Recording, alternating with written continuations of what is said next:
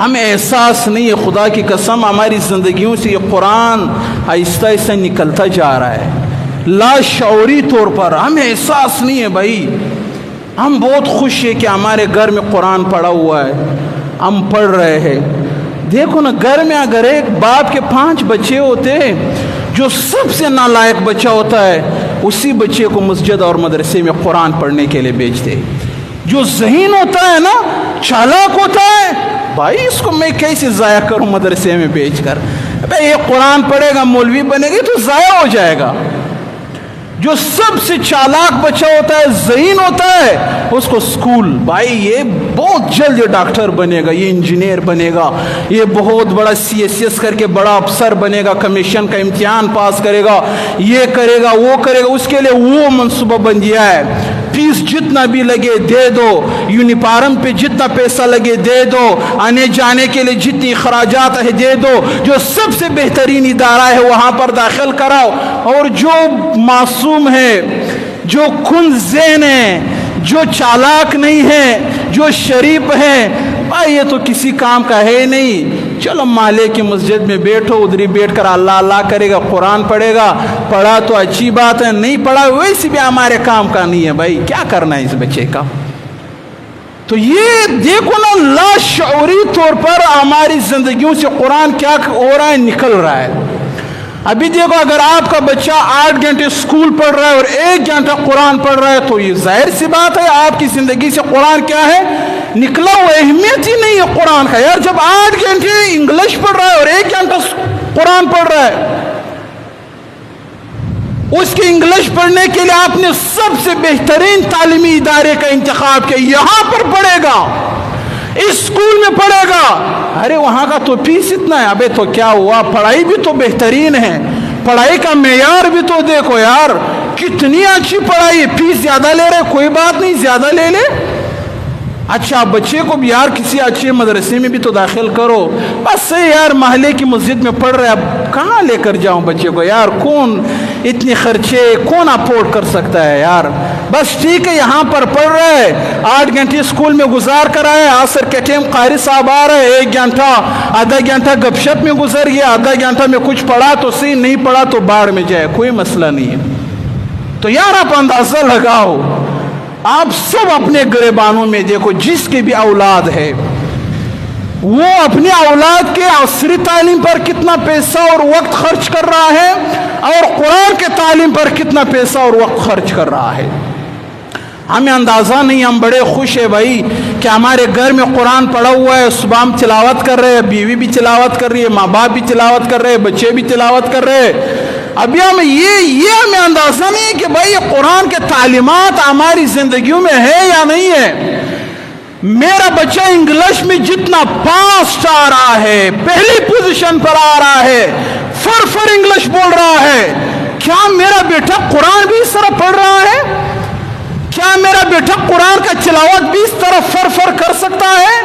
کیا میرے بیٹے کے لہجے میں قرآن ہے؟ کیا وہ خوبصورت لہجے کے ساتھ قرآن پڑھ سکتا ہے؟ نا 100 میں سے 80% لوگ ایسے ہیں جو اس طرف توجہ ہی نہیں دیتے ہیں۔ تو بھائی اس کا یہی مطلب ہے کہ قرآن کیا ہے، ہماری زندگیوں سے نکل رہا ہے۔ پھر ہمیں کیا حق ہے کہ ہم احتجاج کریں؟ ہمیں کیا حق ہے کہ ہم ان کافروں کو کہیں کہ ہمارے قرآن کو نہیں جلاؤ؟ وہ کافر کہہ رہے بغیرت تمہاری زندگی میں قرآن ہے ہی نہیں، قرآن پر تمہارا ایمان تو ہے مگر تم نے اس قرآن کو اپنی زندگی پر نافذ ہی نہیں کیا ہے۔ تمہارے پاس ملک ہے، افواج ہے، سرحدات ہے، ملک تمہارا ہے، لوگ تمہارے ہیں، معیشت تمہارے ہے، عوام تمہارا ہے، سب کچھ تمہارے پاس ہے، پھر بھی تمہارے ملک میں یہ قرآن نافذ نہیں ہے۔ ہم تو جلائیں گے اس قرآن کو، ہم تو پاؤں تلے روندیں گے اس قرآن کو۔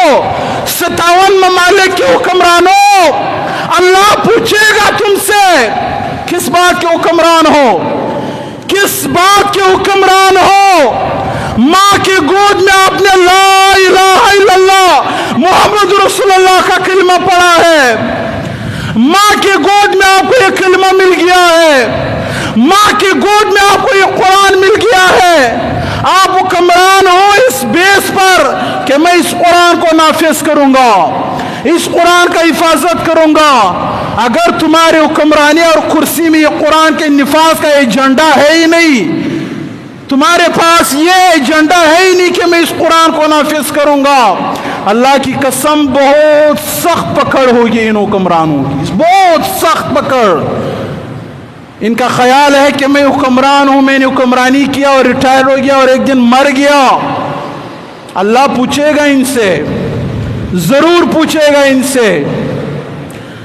और बहुत ज्यादा अगर इन लोगों के अंदर गैरत है तो बयान, उन्होंने प्रेस कॉन्फ्रेंस किया, शहबाज शरीफ बैठा हुआ है, तुर्की का सदर बैठा हुआ है, लबनान का बैठा हुआ है, सऊदी का बैठा हुआ है, और उन्होंने प्रेस कॉन्फ्रेंस किया और ये बात किया कि स्वीडन वालों कुरान की गुस्ताखी ना करो, ये हमारा कुरान है, इस पर हमारा ईमान है, हम इसकी गुस्ताखी को बर्दाश्त नहीं करेंगे। बस कैमरे बंद, लाइटें बंद, बयानों को सोशल मीडिया पर अपलोड कर दो, हमारी तरफ से जो होना था हमने कर दिया। बस कुरान को जलाया और आपने सिर्फ बस प्रेस कॉन्फ्रेंस, कुरान को पाओ तले रौंदा किया और आप कैमरे के सामने बैठकर सिर्फ एहतिजाज रिकॉर्ड करवा रहे हो, और हम हमारे जैसे लोग खुश हो रहे हैं और बयानों को धड़ाधड़ शेयर कर रहे हैं।